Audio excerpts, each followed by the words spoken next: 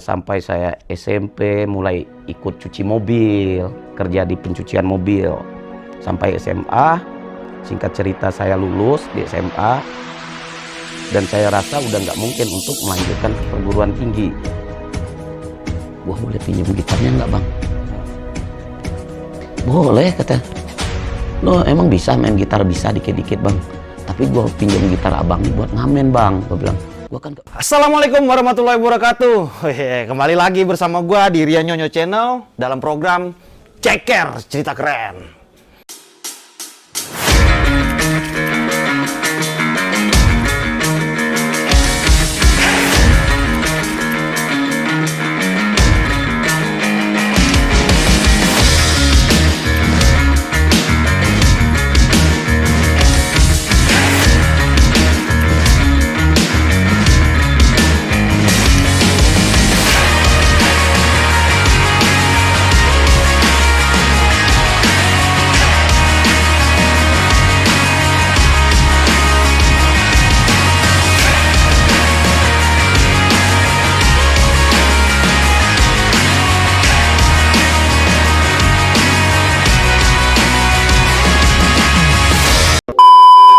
Oke, untuk teman-teman ceker, kali ini gue udah mendatangi salah satu narasumber yang gimana nih ya, menurut gue sih nih good father good father di dunia trip. Jadi gue banyak, sebelum gue datang kemari tuh gue ya sering ngintip-ngintip sedikit sih tentang beliau gitu ya, karena gue merasa beliau ini sosok yang penuh dengan apa ya, banyak ngebantu gitu, banyak ngebantunya, dan dia mau merangkul teman siapa aja, dan dia nggak mandang maksudnya dipukul rata semuanya. Jadi nggak usah pakai lama ya, gue udah bersama Om Lius. Oke. Apa kabar? alhamdulillah sehat. Gimana? Untuk teman-teman ceker, akhirnya gue udah bisa mendatangi untuk Om Lius. Ya, gangguin kerjanya sedikit ya kan. Gimana kabar Lius? Alhamdulillah. Gimana kalian, sehat semua? Alhamdulillah. Nih teman-teman juga udah, mohon maaf nih udah mengganggu waktunya. Jadi langsung aja untuk Om Lius, selain di dunia trip, kesibukan ada lagi atau enggak? Apa ya kesibukan saya di dunia trip? Selain di dunia trip ada kesibukan lain atau enggak? Maksudnya usaha nih? Usaha. Ada sih, konveksi kecil-kecilan. Kecil-kecilan, oke. Itu masih di Kota Bandung atau gimana? Kota Bandung. Mantap teman-teman. Itu posisi pasti dekat kayak perumahan-perumahan gitu ya. Jadi kayak ngerangkul warga yang mau kerja kayak gitu-gitu. Iya sih, itu mah ini karena manajemennya udah saya kasih ke si pemegang konveksi, jadi mereka aja sih siapa yang layak jadi pegawai mereka gitu. Jadi udah ada yang manage lah ya? Iya, udah ada yang manage. Oke, untuk Om Lius, pertama saya mau nanya pendapat Om Lius tentang gini. Kayaknya zaman sekarang itu muda-mudi dibilang banyak yang salah jalan, salah arah. Banyak juga ya lumayan ya. Karena tindak pidana yang kita lihat di berita, kasus-kasus kayak gitu, kebanyakan akhirnya dari muda-mudi. Teman-teman ceker mungkin bisa saya wakilin untuk nanya ke Om Lius tentang pandangan anak muda zaman sekarang seperti apa? Ya menurut saya sih ini tidak terlepas dari bimbingan orang tua ya. Yang pertama ya, bimbingan orang tua, perhatian artinya. Karena saya selaku orang tua lah ya gitu ya. Seorang anak itu tidak hanya cukup untuk materi saja. Ya. Artinya bimbingan moral, attitude-nya harus memang dicontohkan dari orang tua tersebut ya, menurut saya. Materi ya. Nggak cuma materi. Nggak cuma materi saja. Kalau hanya materi saja mungkin semua orang bisa cari materi ya. Tapi untuk perhatian lebih, bimbingan moral, attitude, yang paling utama agamanya menurut saya. Itu. Tiangnya ya. Tiangnya itu agamanya. Hidup ya, gitu ya. Agama. Tiangnya itu agama. Oh, itu tepuk tangan ya. Jadi gitu sih menurut saya, lebih ke pendidikan agama, moral, dan attitude-nya. Karena apa yang saya bilang, attitude dan prinsip Anda itu itulah yang akan mempengaruhi kehidupan Anda ke depannya. Menurut saya seperti itu, menurut saya. Oke, siap. Gitu. Siap, Om. Apalagi Iya, nih, betul, apalagi betul, nih, betul. apalagi nih. Ya. Ya nyampe lah ya ke teman-teman, ya benar-benar tiangnya hidup kita ya agama, attitude ya, itu harus kita ini. Materi, kalau materi masih bisa dicari, Om ya. Masih bisa dicari. Lah. Jangankan orang yang sehat seperti kita diberi semua kecukupan, untuk orang yang serba kekurangan saja mereka bisa mencari materi. Gitu.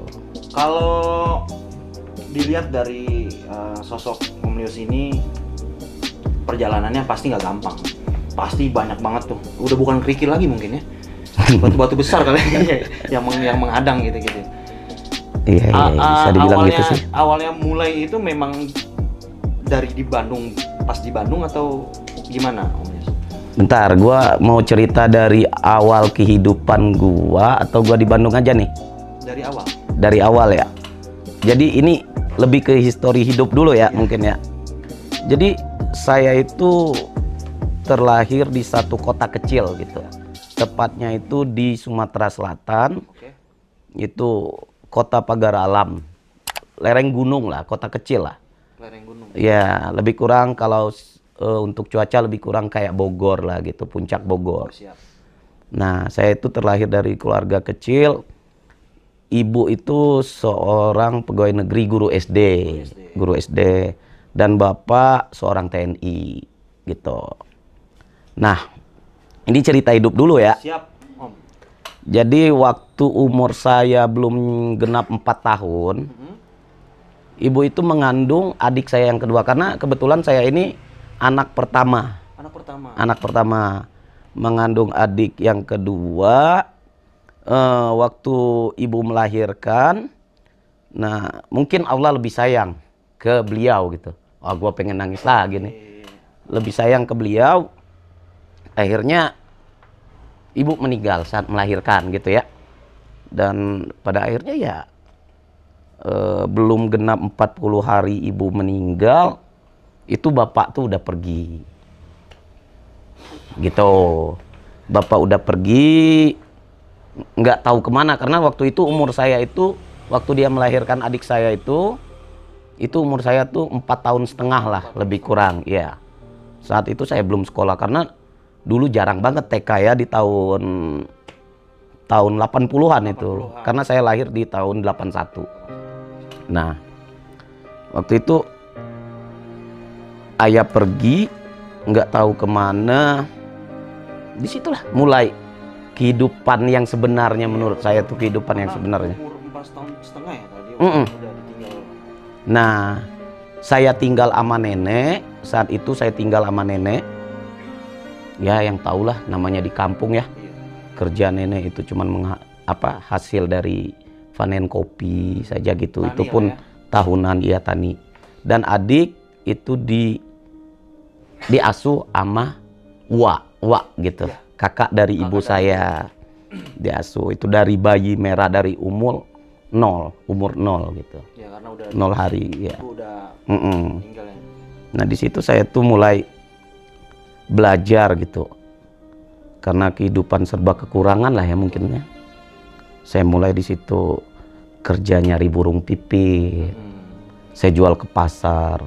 Ada juga cari-cari kemiri di hutan-hutan, dijemur, lalu dijual kiloan, apa aja lah. Tapi sekolah nggak putus? Masih sekolah? Alhamdulillah enggak. Alhamdulillah ya. Alhamdulillah enggak. Ini kan penting. Saya tetap sekolah, tapi untuk uang jajan gitu, bantu-bantu nenek, ya dari itu. Sampai saya SMP mulai ikut cuci mobil, kerja di pencucian mobil. Sampai SMA, singkat cerita saya lulus di SMA. Dan saya rasa udah nggak mungkin untuk melanjutkan ke perguruan tinggi. Karena itu butuh biaya dan saya merasa nggak kuat. Dan nenek juga, saya lihat keadaan nenek begitu, saya juga kasihan gitu kan, untuk memaksakan sesuatu yang akan memberatkan beliau. Di situ saya putuskan saya akan pergi merantau aja dah gitu. Setelah keluar SMA itu lebih kurang di tahun 98 saya lulus SMA. Nah, hal yang pertama saya lakukan di situ, saya cari nih, di mana keberadaan Bapak nih. Maaf, Om, dari kampung itu langsung ke Bandung, langsung ke Bandung. Ya, Kota waktu lain itu dulu? langsung ke Bandung. langsung Saya Bandung. tujuan ke Bandung. Jadi saya cari keberadaan Bapak, saya dengar informasi, cari informasi kemana-mana. Akhirnya ketemu Bapak itu di satu kota di Bengkulu. Oh, ketemu ya? Ya, ada. Saya cari Bapak di situ. Di situ saya tidak minta lebih. Tidak minta lebih. Saya hanya pertama bilang ke Bapak, Pak, oke lah Bapak lupa terhadap saya nggak apa-apa. Karena saya anak laki-laki. Tapi ini Pak yang saya bilang, tolong Bapak lihat dulu. Itu anak Bapak yang kedua. Dia perempuan. Perempuan. Iya. Dia itu seorang perempuan. Dan sampai hari ini dia belum pernah lihat wajah bapaknya itu yang mana. Gitu. Dan Bapak bilang, ya nanti saya akan Kira sih Bapak cari adikmu. mau nemuin ya? Ya, tapi nggak saat itu juga gitu. Dan yang kedua, saya minta ke Bapak, saya bilang bahwa saya ini alhamdulillah udah lulus SMA. Saya hanya minta doa restu. Bahwasanya saya ini akan pergi merantau. Saya bilang, karena kenapa? Ridho orang tua itu ridhonya Allah. Betul. Gua sedih nih, nggak apa-apa nih ya. Jadi saya nggak minta warisan, nggak minta harta bapak, cuman saya minta doa restu Siap. bahwa saya akan pergi merantau dan ninggalin kota ini gitu. Dan itu saya belum tahu tujuan saya mau kemana saat itu, belum kepikiran ke Bandung, belum. Dan yang lebih saya tekankan lagi, coba Bapak lihat aja, lihat wajah anak Bapak tuh yang perempuan tuh, saya bilang. Akhirnya saya pulang kampung, singkat cerita pulang, saya nggak minta ongkos pun, saya nggak minta pulang. Cuma mau ngomong kayak gitu ya. Nah, selang berapa hari gitu kan, mungkin itu karena memang udah apa ya, udah takdirnya Allah kan. Karena di dunia ini nggak ada yang kebetulan, semuanya itu takdir, ya kan? Betul. Nggak ada yang kebetulan. Teman-teman di sini juga ketemu sama saya ini bukan kebetulan, ini takdir. Iya. Betul. Karena ini udah rencana dari Allah semua kan. Nah, saya pulang kampung. Kebetulan di sini, di kampung saya ini ada salah satu teman dan kebetulan masih kerabat jauh lah. Dia merantau di kota Bandung. Oh iya. Setahun beliau merantau di kota Bandung, dia tuh kakak kelas saya kan. Dia pulang ke kampung dengan tujuan bahwa dia ini akan melangsungkan pernikahan dengan calon istrinya ya orang Bandung itu. Jadi kayak Ngabarin ke orang tuanya dan mengajak serta orang tuanya pergi ke Bandung untuk menjadi saksi dan walinya, lebih kurang begitu. Nah, akhirnya saya berbicara ke teman saya ini, Pulan lah ya, kita sebut namanya Pulan aja. Wahai Pulan, saya bilang, ini saya udah tamat SMA dan saya nggak ada kerjaan tetap di sini. Boleh nggak kira-kira kalau saya ikut merantau ke kota Bandung bareng sama kamu? Terus dia bilang, ya boleh aja. Tapi kamu harus tahu bahwasanya saya di Bandung juga masih pas-pasan. Saya kerja masih ikut orang, katanya. Nah, dalam artian begini, kamu boleh bareng sama saya ke kota Bandung, tapi setelah nyampe ke kota Bandung kita masing-masing. Oh gitu. Jadi Ya. kasih infonya dulu nih. Gitu Mainnya kan. dulu ya, gitu ya. Dia hanya sebatas menunjukkan ini loh Bandung gitu. Oke, saya bilang no problem, tidak masalah bagi saya.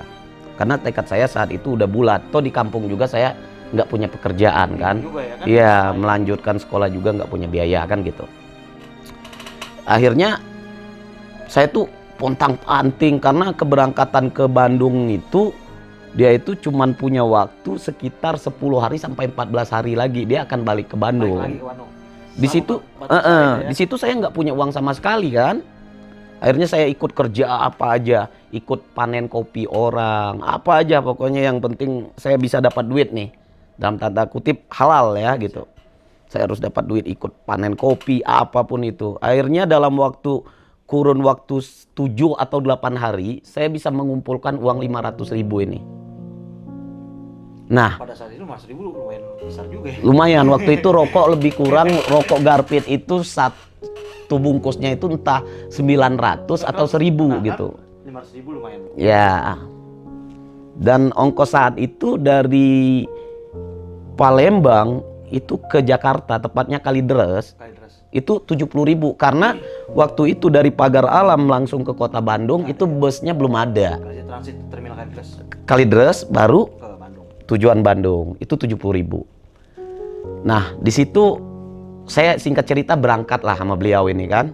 Saya, teman saya ini, ibunya dan bapaknya. Nah di situ mereka bawa bekal dong, bawa beras, bawa apa yang namanya orang dari kampung. Iya biasalah orang dari kampung kan biasanya suka bawa oleh-oleh apa lah gitu kan. Buat orang kota nih. Nah di situ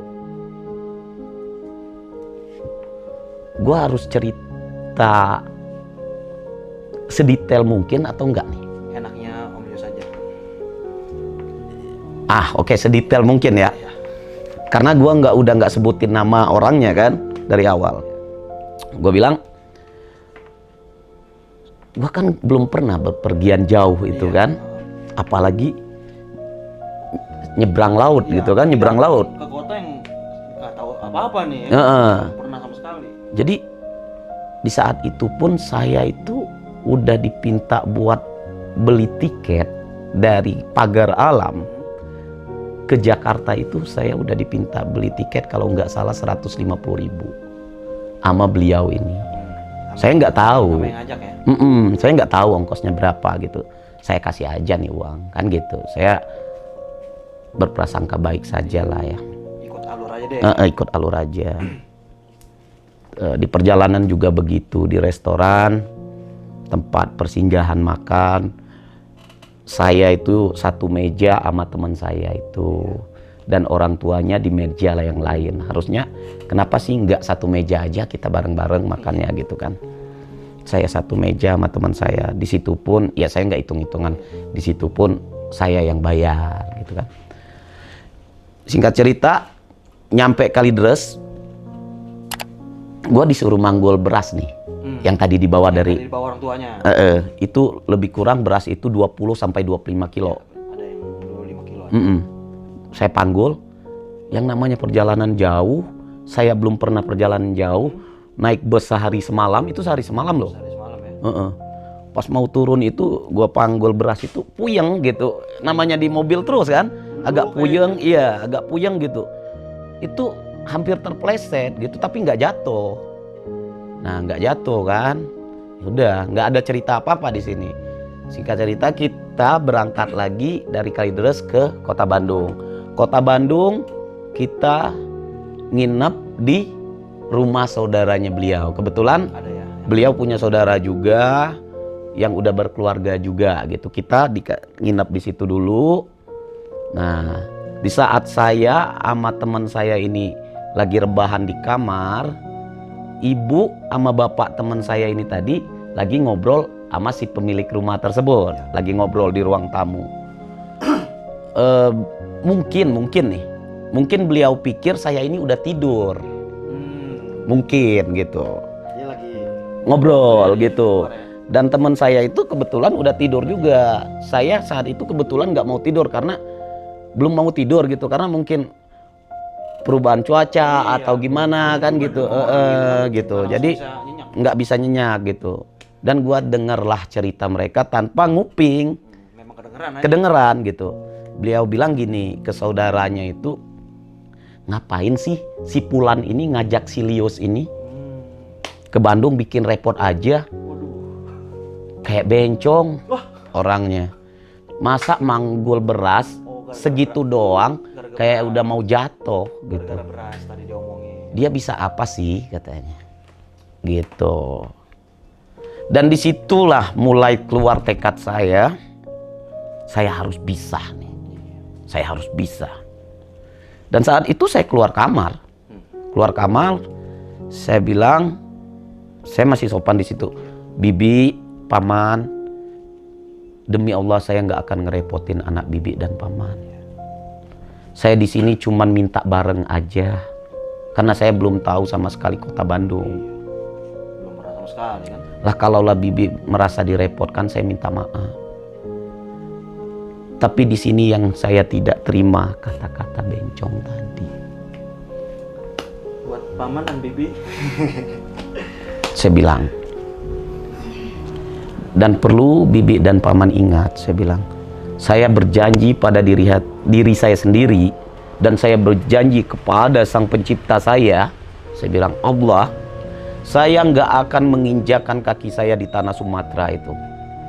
Sebelum, saya bilang, sebelum anak, paman, dan bibi menginjakan kaki di Sumatera. Saya akan buktikan saya akan bertahan lebih lama di Pulau Jawa ini ketimbang anak bibi sendiri. Oh, ngomong gitu tuh ya? Saya ngomong sendiri begitu. Untuk membuktikan bahwa saya ini laki-laki. Gitu. Dengan rantangnya ya kan? Karena Gitu. ya, emang kalau saya dibilang kayak gitu juga kayaknya gimana ya? Ya udah, akhirnya di situ ditengahin sama si Pulan tersebut, anaknya Akhirnya bangun, saudaranya juga nengahin. Singkat cerita, kelar. Oke, maaf-maafan di situ. Nah, singkat cerita beliau nikah, cari kontrakan. Uang saya itu lebih kurang nyisa itu di 300.000. Setelah ongkos lebih kurang 300.000. Cari-cari kontrakan. Saya tadinya memang nggak pengen ikut ngontrak sama beliau gitu kan. Gua bodo amat, gua mau cari kontrakan juga. Cuman gua bilang, bantuin gua dong cari kontrakan juga, kira-kira di mana nih, karena gua kan memang nggak tahu kan. Ya, dia bilang gini aja, kita cari satu kontrakan yang gede, kita satu rumah aja, kita patungan aja nih, kata teman gua. Setelah dia nikah tuh ya? Akhirnya dapatlah kontrakan yang 2 kamar gitu, 2 kamar nih, tapi tetap kamar mandi umum, nggak kamar mandi di dalam nih. Oh, bareng ya? Bareng sama teman-teman yang lain gitu ya. 2 kamar, 1 ruangan 2 kamar. Itu kalau saya nggak salah nih ya, lebih kurang di angka 60.000 satu bulannya, apa 65.000 itu satu bulannya. Dan beliau ambil itu kontrakannya langsung 5 bulan. Nah, teman ini langsung 5 bulan? 5 bulan. Terus beli kayak piring, apa yang namanya pengantin baru kan, apa. Pokoknya kita patungan, gua keluarin duit 250.000 waktu itu. Untuk 5 bulan ke depan lah ya? Iya, 5 bulan ke depan. Mungkin bayar kontrakan, itu 5 bulan kali 60.000, 300. Dia juga gitu juga kan, patungan gitu. Perabot, beli beras, apa-apa gitu. Lah, akhirnya ngontrak lah kan. Nah, gua coba cari kerjaan nih ceritanya. Gua cari kerjaan, gua bawa ijazah SMA kan gitu. Pertama nih mau ngelamar kerja? Iya, nggak ada niat jualan. Memang gua nggak kepikiran, yang penting pokoknya gua kerja halal gitu. Uang halal gitu. Gua cari kerja nih, keliling dari satu pabrik ke pabrik lain kan, gitu. Tapi kok semua pabrik nggak nerima saya? Kok saya nih nggak diterima gitu. Dan ada satu kejadian yang lucu menurut saya gini, waktu itu di apalah ya namanya, kayak ujian lagi sekolah gitu, tes gitu. Di sebelah saya ini ada orang Jawa, tapi saya nggak tahu tepatnya orang Jawa mana. Saya tanya, Mas tamatan apa? SMP. Terus waktu ngisi lembar jawaban itu, beliau ini nyontek ke lembar jawaban saya. gitu kan. Waktu apalah pokoknya antara diterima atau enggaknya, si teman saya yang nyontek ini kok keterima. Lah gua kagak. Pas diumumin, Iya, dia lulus, Om Des enggak? enggak. Lah kan gua bingung ini. Iya. Gua sampai protes dong, gua protes. Mas, gua boleh ngomong jujur nggak nih? Ya kenapa? Kok diumumin gua nggak keterima, teman gua keterima. Ini salah saya di mana? Gue jujur ya, gue bilang boleh nggak gue jujur? Ya jujur aja mas, nggak apa-apa. Ini teman gue ini, gue bilang dia nih nyontek lembar jawaban saya. Saking kesel ya, kok dia Iya, lulus ya kan? kok dia lulus, gue nggak. Balikin pertanyaan gue boleh jujur nggak sama lu katanya. Boleh dong, jujur aja mas. Si yang ngetesnya ini nih? Iya. Maaf mas, kita lagi nggak terima lulusan Sumatera. Mas kan ijazahnya Sumatera. Loh, Wah, ras tuh. gue bilang, kok gitu? Seperti ini ya? Kok gitu? Gue bilang, ya bukannya apa-apa mas. Nama Sumatera ini lagi jelek untuk saat ini. Karena memang di tahun itu perampokan, berantem, Jadi efeknya ya? Iya. Efeknya. berantem, suka ngelawan keatasan. Itu nama Sumatera waktu itu gitu. Jadi mereka tuh mukul rata ya? Iya, karena di samping itu juga ada kejadian yang ngebakar rumah penduduk orang Sumatera sampai anak beliau meninggal dibakar gara-gara hal sepele begitu kan. Jadi di situ kita juga kena efeknya sampai gua juga nggak bisa keluar dengan jalan yang biasa saya pakai gitu, harus muter lewat mana karena orang Sumatera saat itu dicari-cari karena kasus pembakaran rumah itu gitu. Pembakaran rumah itu ada di Bandung gitu mas? Ada di Bandung saat itu, Ya. gitu. Terbatas ya? Dia ada satu trouble sama si pemilik rumah, sakit hati atau gimana, si rumah orang itu dibakar sama dia. Dia kabur habis membakar dan yang ngebakar ini orang Sumatera, Jadi gitu. Iya. Enggak.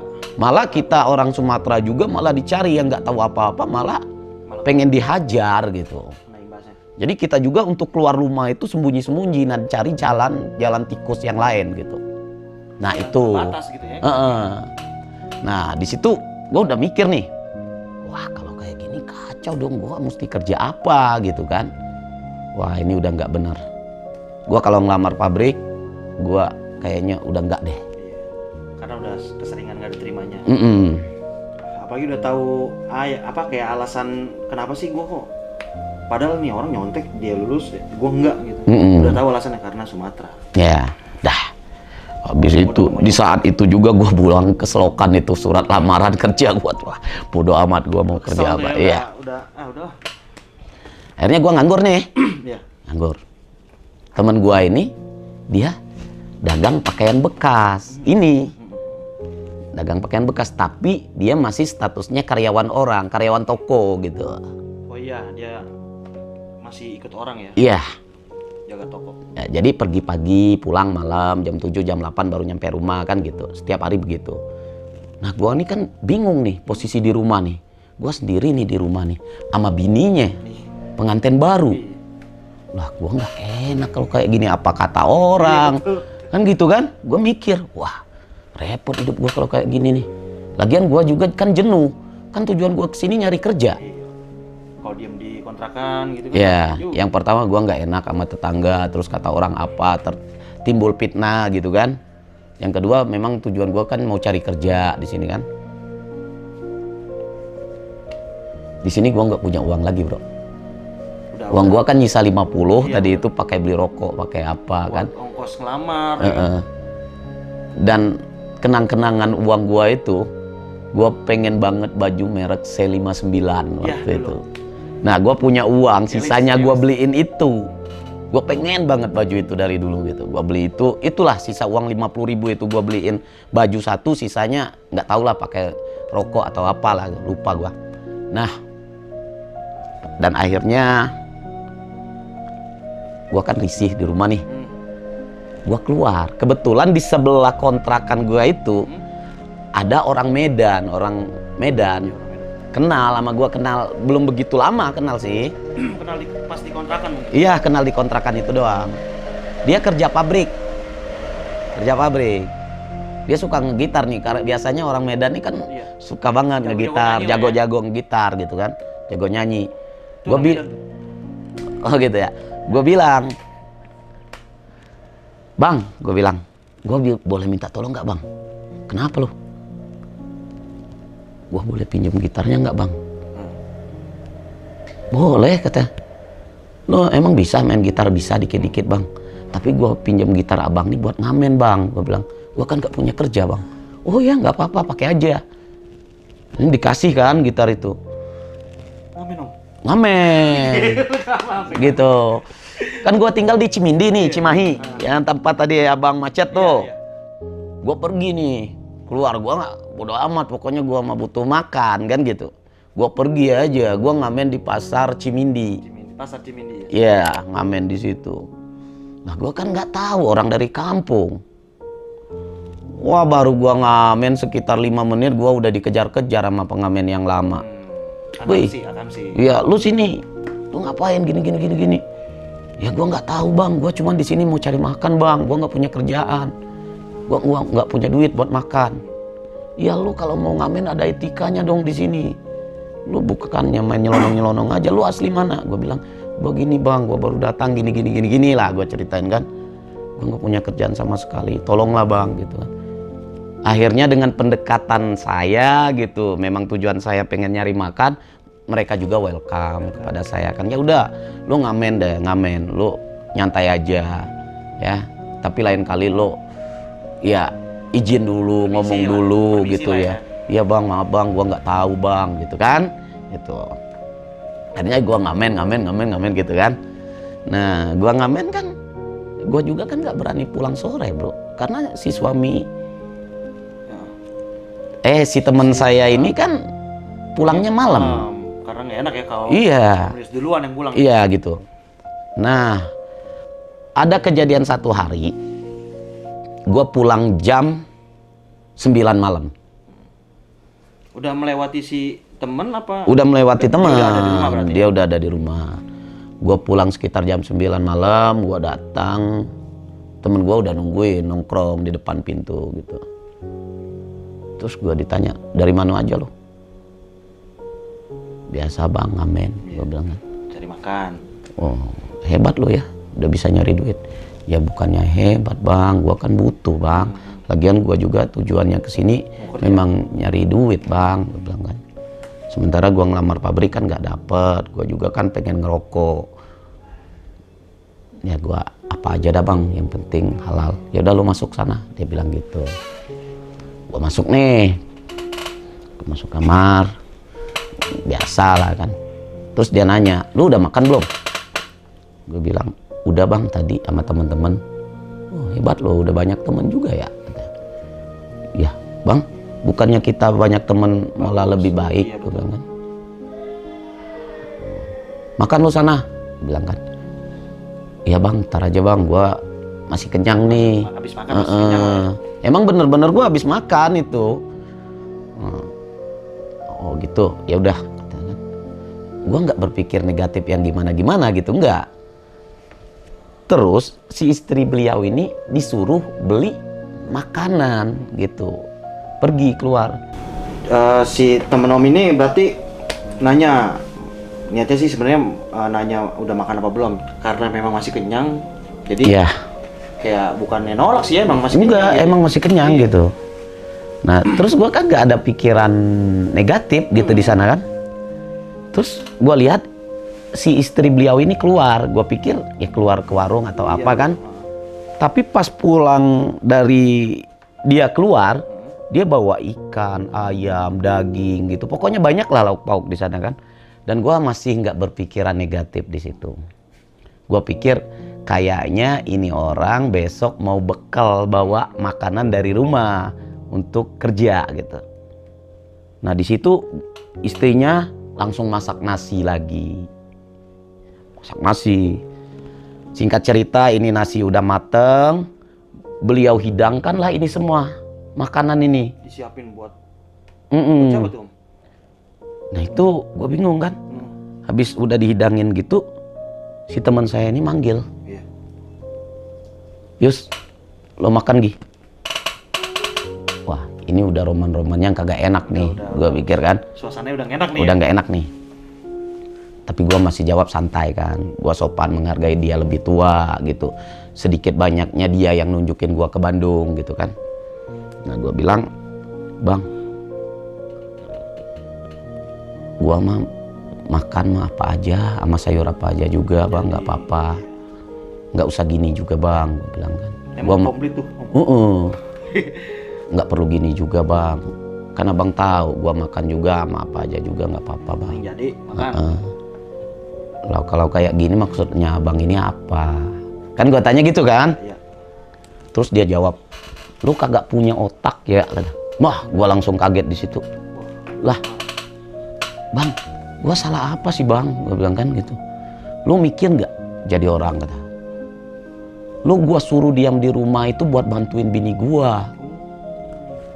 Maksud abang bantuin bini abang nih gimana? Dalam rangka apa bang?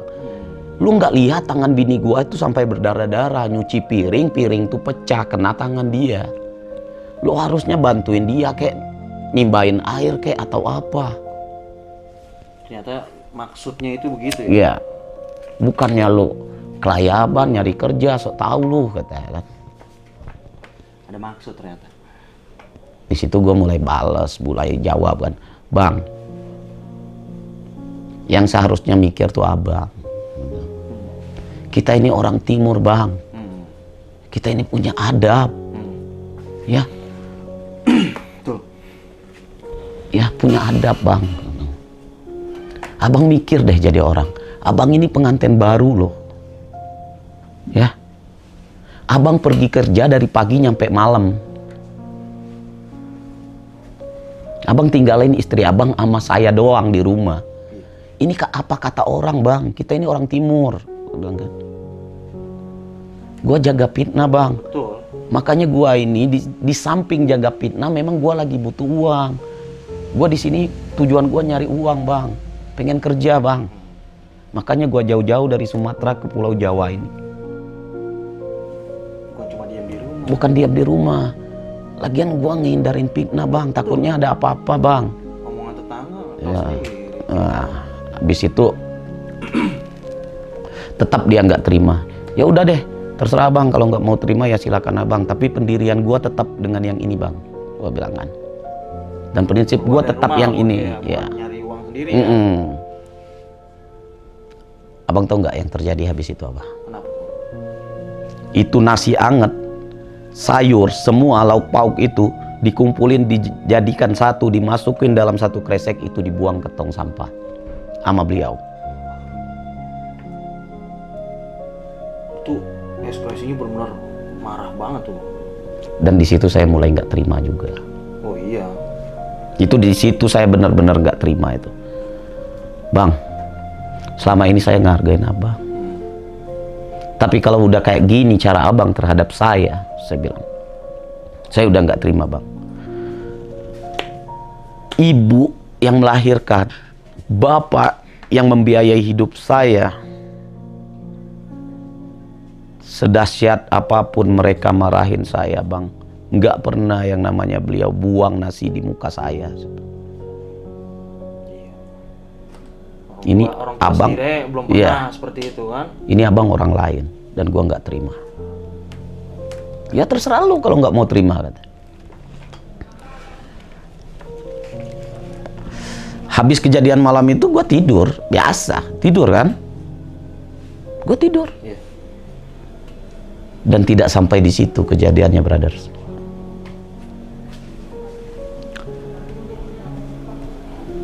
Pagi-pagi gua bangun, itu kontrakan udah kosong. Ditinggal nih cerita ini. Ya.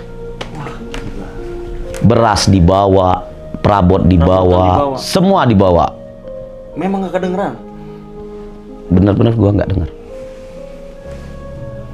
Udah nggak tahu tuh ya kemana ya berarti ya. Bangun tidur. Gua kaget di situ bangun tidur. Iya. Ini jangan-jangan ada maling gitu. Gua nggak ngeh gitu. Gua coba ketok-ketok pintu kamar beliau, kok nggak ada sautan gitu. Gua beraniin diri dong, Iya. buka pintu. Ternyata orangnya nggak ada. Emang nggak dikunci juga sih ya? Iya. Posisinya. Ya. Akhirnya gua pergi ke saudara beliau yang tempat pertama kami nginap. Iya. Gua tanyain, Kak, boleh tahu nggak si Pulan sama istrinya kemana sih? Kok nggak ada di rumah dan barang-barang semua nggak ada? Lo emang nggak dikasih tahu katanya? Jauh hari sebelum ini mereka itu udah merencanakan mau pulang ke Palembang. Lo memang nggak dikasih tahu lo? Bukan pindah kontrakan lagi. Bukan, memang mereka mau pulang ke Sumatera. Mereka pulang gitu. Mereka pulang. Lah, kok gua nggak tahu sih? Kan gitu, gua kok nggak tahu? Nggak dikasih tahu? Bener lo nggak dikasih tahu? Enggak, gue bilang. Makanya gue bingung. Dan gue tanya, terus barang-barang kemana nih? Nah kalau itu gue nggak tahu masalah barang-barang kemana katanya. Gitu. Karena di situ ada ya ada andilnya juga kan Om ya? Iya. Ikut patungan juga gitu kan? Ya sebenarnya gue sih nggak nanyain itu sih. Iya, Cuman gue menanyakan ibaratnya kok kenapa kok takutnya kan ada maling tadi. gue cuman penasaran aja barang-barang nih kemana gitu. Takut Masa sih lain lagi kan? sampai piring-piring dibawa pulang ke Palembang gitu kan? Gue mikirnya juga begitu sih. Gitu kan, jauh amat bawa piring gitu di dalam bus 24 jam kan gitu. Ya udah nggak, gua nggak mau pusing lagi dah, karena gua udah terlalu pusing dengan kehidupan gua kan. Ya udah gua pasrah aja di situ. Ya udah mereka pulang lah. Gua cuman yakin di sini. Tetap dilanjut ke pulang ke kontrakan nih. Tetap, gua cuman termenung di situ. Allah nggak tidur, Tuh. gua bilang. Dan usaha tidak akan mengkhianati hasil. Betul. Dan Allah itu nggak tidur. Gua bisa. Setuju ya. Dan gua udah punya satu poin bro di sini. Lu udah pulang duluan ke kampung halaman. Iya. Di saat gua mau pulang pun, gua udah nggak malu lagi. Betul. Biarpun gua nggak punya uang nih saat ini gitu. Tadi Om Lius tuh kayak bernazar ya Iya, bernazar di depan keluarganya lagi. di depan Saudara keluarganya. itu kan, Iya. kalau yang pulang nggak akan pulang duluan sebelum temannya itu kan. Iya. Ternyata dia duluan. Itu udah menang tuh ya. Iya, gua udah menang satu poin nih. 1-0 ya, udah Gitu. menang ya. Tapi gua nggak sampai di situ aja. Dan di situ gua kan memang blank banget. Gua nggak punya uang banget. Iya. Ditinggal bola. Gua nggak punya uang banget nih. Waduh, gua pengen makan. Sehari semalam gua cuma minum air doang. Minum air putih doang. Memang gua nggak punya duit. Akhirnya gua nggak kuat di situ kan, lapar. Akhirnya gua nelpon ke kampung. Nelpon kampung ini itu juga dengan bantuan tetangga kontrakan. Gua dikasih nelpon buat nelpon ke kampung. Waktu itu masih wartel, orang Telkom. Betul, wartel. Gua nelpon kampung ke paman lah ya, paman. Tepatnya paman itu bibi lah. Jadi si Adik ya? adik dari ibu saya itu bibi. Paman itu menantu gitu ya. Gua nelpon di situ. Gua bilang gua minta bantulah sekali ini. Gua nggak punya duit banget. Gua lapar. Gua udah sehari semalam nggak makan nasi. Gua cuma minum air. Gua minta uang lah. Gua lapar banget. Dengar berita gua gitu, gua ceritain semuanya. Beliau malah bilang gini, udah lu gua kirimin duit buat tiket sama makan lu balik aja dah. Kalau memang lu di rantauan memang udah makan pun lu nggak dapat. Buat makan aja udah kayak udah susah mungkin. Nah, gue bilang enggak, gue nggak akan balik. Gue pengen bertahan tapi gue minta bantu, tolong kirim uang. Udah tekad ya. Ya berapa aja, yang penting gue bisa makan untuk sehari atau 2 hari.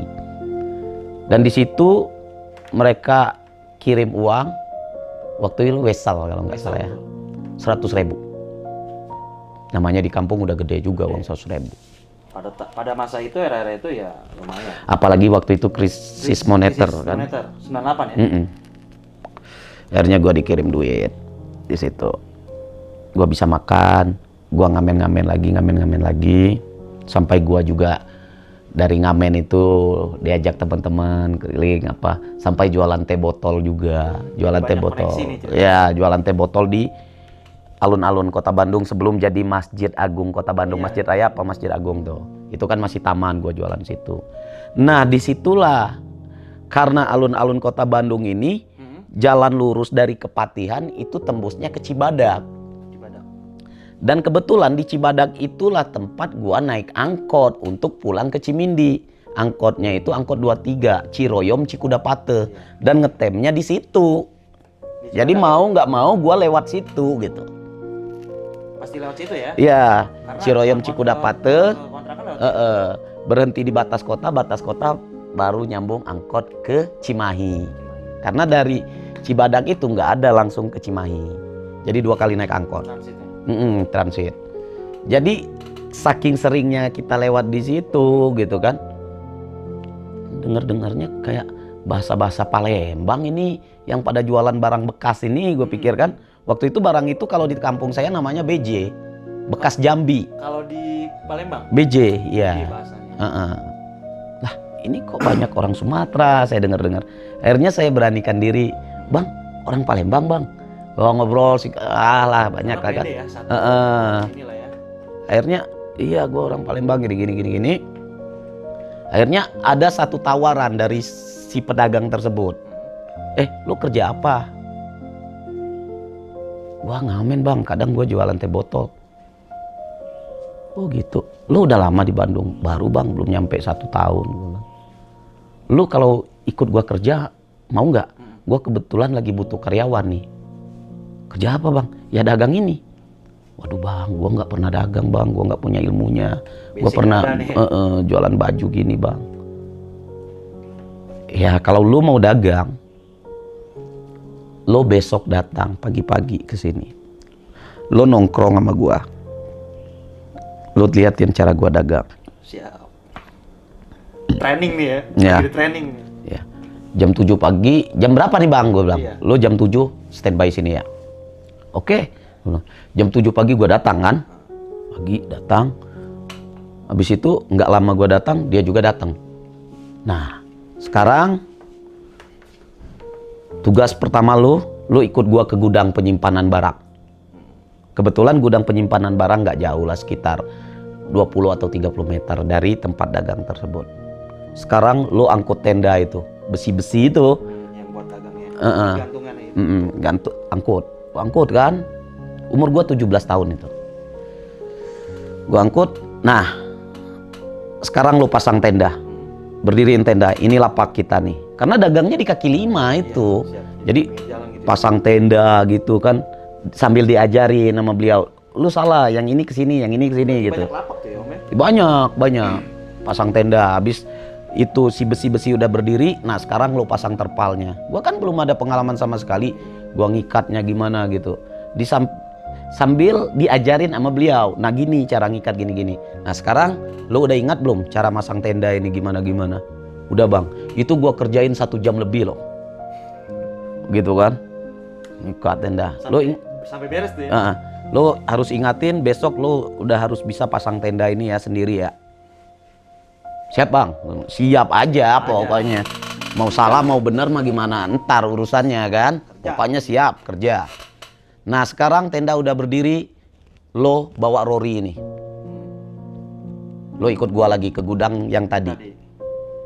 Lo bawa barangnya. Itu karung tinggi-tinggi banget tuh, lebih tinggi dari gua waktu itu kan. Lo naikin Rory, gua tarik Rory, itu barangnya itu 2 karung.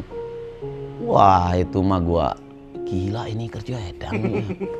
Enak nih sekarang dagang, tinggal buka kunci rolling door kan, angkat langsung dagang. Habis itu, nah lo pajang. Lo abang gimana majangnya? Nah lo ikutin, lo keluarin dah. Gua keluarin gini. Nah yang ini taruh atas, yang ini gini. Habis pajang, kelar. Itu jam 7, kelar jam 9 siang. Nah sekarang lo ngopi deh, nih rokok, si kopi ngerokok. Ini udah siap jual semua nih ya? Udah suruh istirahat deh. Ngopi. Nah, lo tugas gua terakhir ngebimbing lo cara jual. Nah, ini nih poinnya nih. Sini jual. Kebetulan saat itu memang kerjanya nggak terlalu sulit karena harganya sama rata. Pokoknya lo jual deh 5 ribuan. Jadi nggak terlalu ini ya. 5 ribuan. Nggak susah. Kecuali yang di atas ini yang gua udah pisahin, ini minimal lo jual 7.500. Ya sebisa mungkin lo jual di atas itu, tapi minimal 7.500 ya. Ya bang, gua jual. Di saat itulah saya dapat poin jualan. Cuman yang ada di otak bang, suatu saat gua harus punya ini.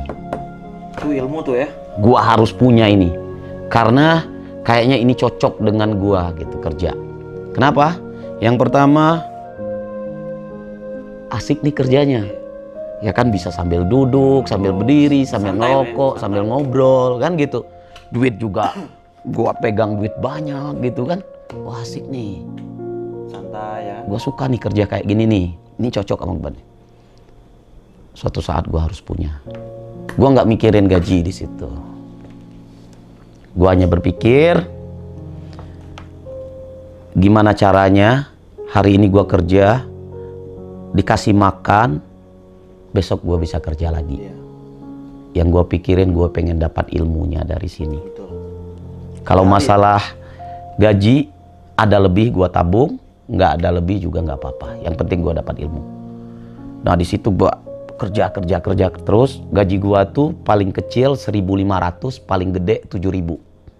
Waktu itu gue inget banget. Tapi rata-rata di 3.000 4.000 lah sehari. Udah mentok tuh ya.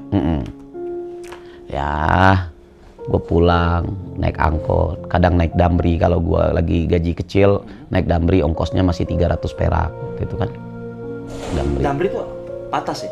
Apa sih damri? Damri lah namanya ya, kayak Kopaja lah mungkin kalau di gitu. Jadi itu ongkosnya murah, bus. Nah di situ gua, lu tau nggak, gua makan tuh cuman makan itu ama, kalau di warteg itu nasi sayur lah, kuah sop. Ya udah makan gitu aja, saking karena lihat keuangan dong. Gua harus mikirin kontrakan, gua harus mikirin buat ongkos besok, buat makan gua juga di situ, buat rokok gua juga di situ. Gua makan nasi sayur harganya 800 perak. Nasi sayur aja tiap hari. Di saat ada gaji lebih gua tabung. Lebih kurang gua 8 bulan ikut kerja di situ, gua punya tabungan 500.000. 8 bulan ya? 500.000. Gua merasa udah dapet, gua kayaknya bisa nih dagang gini nih.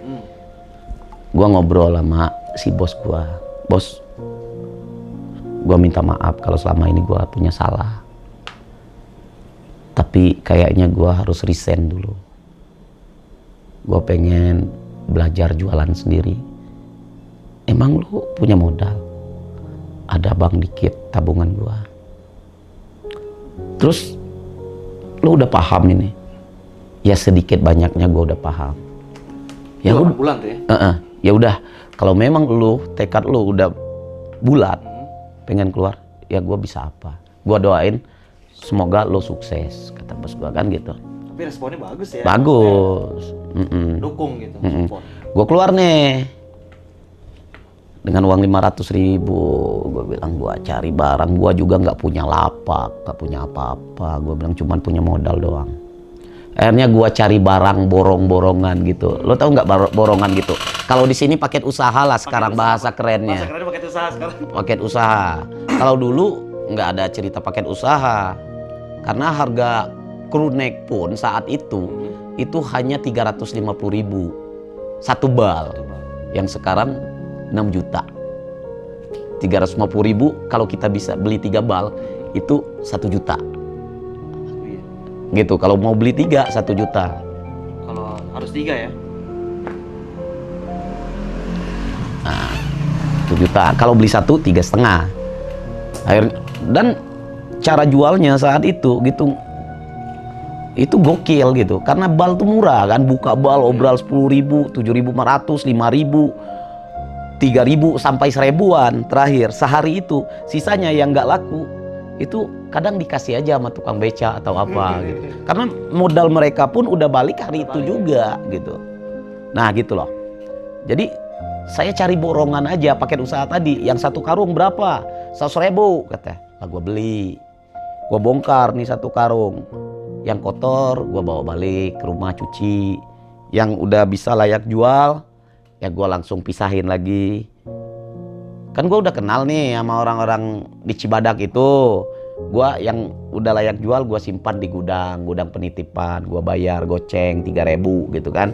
Yang kotornya gue bawa pulang cuci di rumah. Gue jualnya bukan di Cibadak. Di tempat lain? Di tempat lain karena gue kan gak punya lapak di situ. Gue nanyain ke orang pasar-pasar di mana. Gue mulai jualan di pasar Andir, pasar-pasar pagi. Pasar sayur, gua sampai ke Kopo, Soreang, sampai gua ke Ciwidey. Dan gua belum tahu Ciwidey di mana. Pokoknya gua ngikutin aja. Gua nggak bosan-bosanan nyanya gitu di mana pasar pagi sampai ke Ciwidey. Dan di situ juga banyak banget lagi tantangannya. Kejadian seperti ngamen tadi, lo suka-suka aja ya lo dagang kata. Ya. Sama pedagang ini juga? Bukan. Oh yang lain. Ya. Pengurus pasar gitu kan. Ya biasalah. Lu kagak ada izin-izinnya lu. Kombean. Iya. Ya bang gua nggak tahu bang, gua orang baru. Ya gua gini aja deh bang. Gua ikut aja deh apa aturan di sini. Gua ikut bang. Yang penting gua bisa dagang lah. Abang kasih petunjuk lah buat gua yang baru ini. Gitu. Akhirnya mereka lu harus bayar segini gini-gini. Karena pendekatan juga bagus, cara ngomong kita bagus juga, mereka juga welcome. Mohon petunjuknya aja bang, gua baru di sini, gua nggak ngerti aturan gitu kan. Akhirnya gua dikasih, nah lu dagang di lapak situ tuh, dikasih lapak apa. Gua berangkat ke Ciwidey itu jam 2 malam gua udah berangkat. Nyampe jam 4.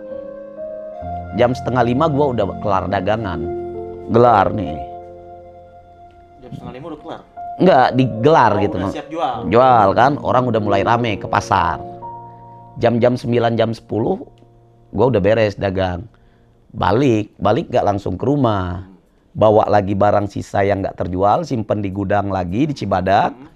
Gua keliling lagi nyari barang. Selalu seperti itu. Kayak gitu aja ya? Gitu aja. Rutinitas pada saat itu ya kayak gitu aja? Ya, dapat barang lagi yang layak jual gua gabungin dengan sisa yang tadi.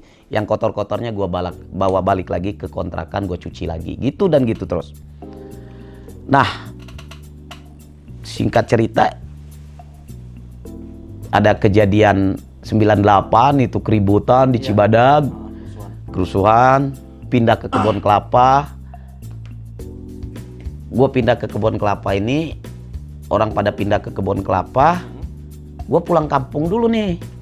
Ke Palembang? Ya bentar, balik lagi, si pasar udah pindah di kebun kelapa, gitu. Jadi nggak tahu apa gimana? Maksudnya diinfoin apa? Kalau kejadian itu gue nggak tahu, gue nggak berada di situ. Tahu pas ke situ udah pindah ya? Gue balik bentar nggak tahu urusan apa tuh, gue lupa nah. Balik bentar nggak tahu ada urusan apa, gue balik dulu. Balik lagi ke Bandung, Cibadak udah bubar. Ternyata pindah ke kebun kelapa. Nah, gue punya modal dikit-dikit. Gue nggak langsung dagang di kebun kelapa nih. Gue masih tetap tinggal di Cimindi. Gue lihat teman-teman gue yang dulu jualan di Cibadak itu, salah satunya ada Rizal nih, namanya orang Padang, Rizal. Jualan kaos kaki. Gue liatin rame banget nih orang jualan kaos kaki nih, enak banget. Waktu itu 1.000-an jual kaos kakinya, 1.000 gitu. Tapi lancar ya gitu? Lancar. Kelihatannya enak gitu. Gue nanya dong ke si Jal, gue pengen dong usaha kayak lu gini.